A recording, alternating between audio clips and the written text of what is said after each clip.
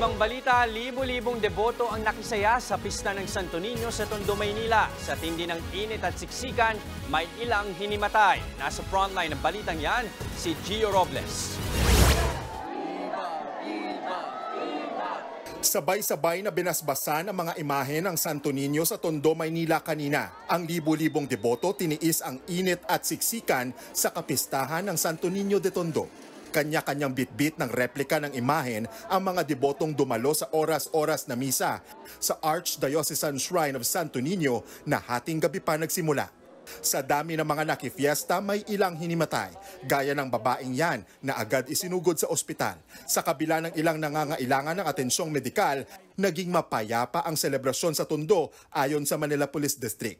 Umabot sa higit 5,000 debotong nakisaya sa Tondo Church. Marami sa bilang na yan, mga bagong henerasyon ng mga mananampalataya. Ang mga tsikiting na ito, nakabihis Santo Niño pa. Ang 3 taong gulang na si Zachary, kinagiliwan ng ilang nagsimba. Mula ulo hanggang paa, aakalain mong buhay na Santo Niño ang cute na bata.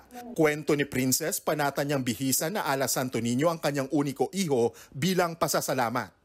Nung dalaga ako na may cyst ako na dapat operahan ako, time na nanaginip ako ng 3 Santo Niño. Then, nung time na magpa-check up ako ulit, nawala na yung cyst ko.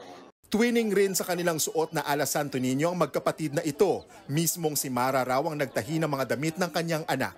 Hiling ng mag-asawa sa Batang Jesus. Ay, yung wala na po silang sakit talaga. Yung maayos, may takot sa Diyos. Kanya-kanya naman ang paraan ng pagdiriwang ng kapistahan ng Santo Niño ang iba pang taga-Tondo.